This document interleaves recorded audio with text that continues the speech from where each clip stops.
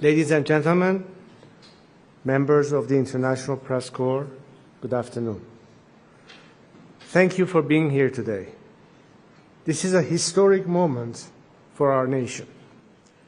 I will begin with a brief message to my compatriots in Iran in Persian, which I will then translate. همیهنان، ایران عزیز ما به جنگی کشیده شده که بانی آن شخص علی خامنه‌ای و فرقه تبهکار و ویرانگر اوست.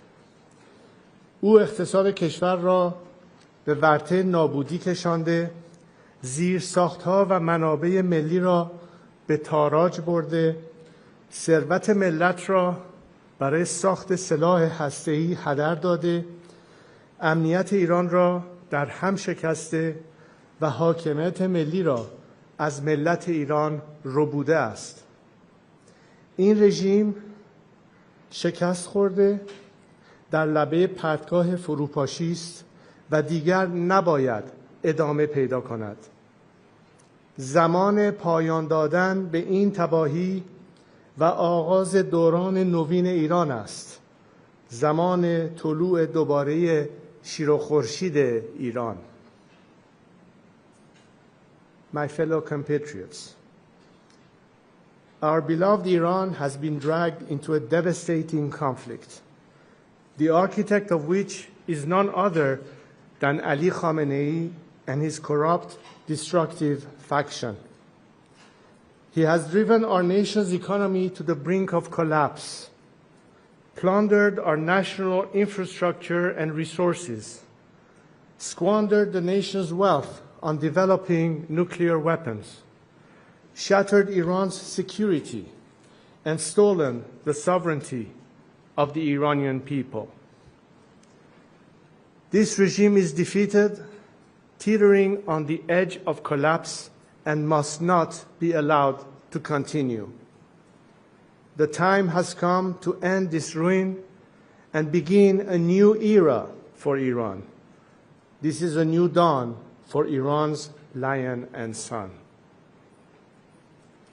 Ladies and gentlemen, over the past few days, I have spoken with people across Iran from every walk of life.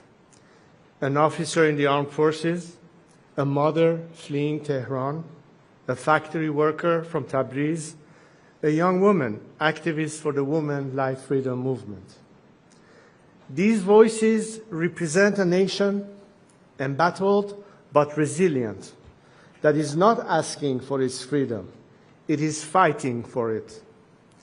From the 1999 student protests to the Green Movement, to the 2017 Dema and 2019 Abanmah uprisings, thousands of Iranians have given their lives in the fight for Iran's liberation.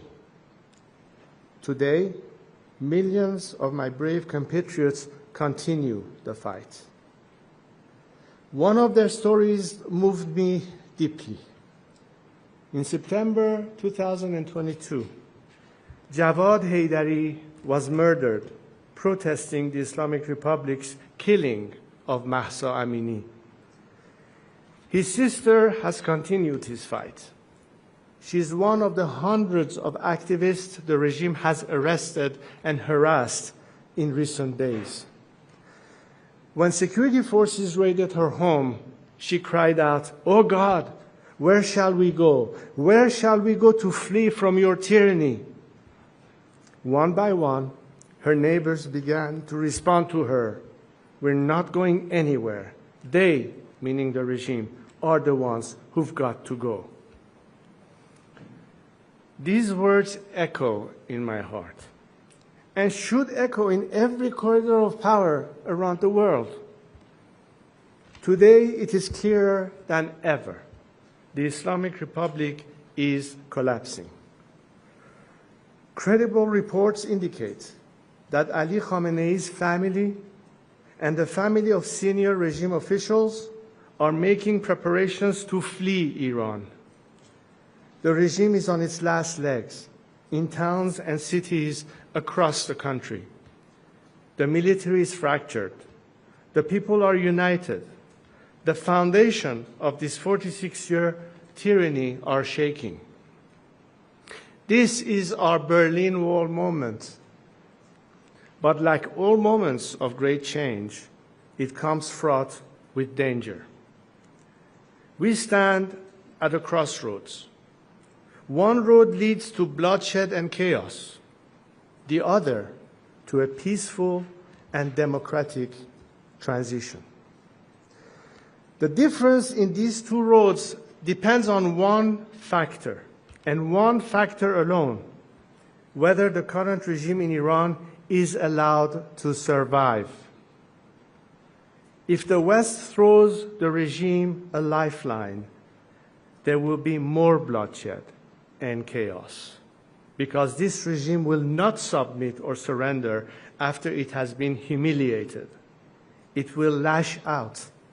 As long as it is in power, no country and no people are safe, whether on the streets of Washington, Paris, Jerusalem, Riyadh, or Tehran.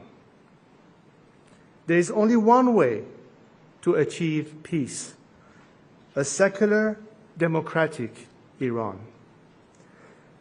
I am here today to submit myself to my compatriots, to lead them down this road of peace and democratic transition. I do not seek political power, but rather to help our great nation navigate through this critical hour towards stability, freedom, and justice. To the people of Iran, I see your courage, I feel your pain. I know you are suffering. I know many of you are afraid for your loved ones, your children, your future. So I speak to you today with a heavy heart. I worked for years, for decades, so that the scourge of war would never reach the borders of our land. Seeing the images of the people of Tehran forced to flee our beautiful capital, the explosions in Isfahan, the fires along the Persian Gulf, all fill me with pain. But more than pain, I am filled with anger, because this war is the result of the selfishness, hatred, and terror of one man, Ali Khamenei. While he directs this war from the safety of his hidden bunker, he uses our people as human shields.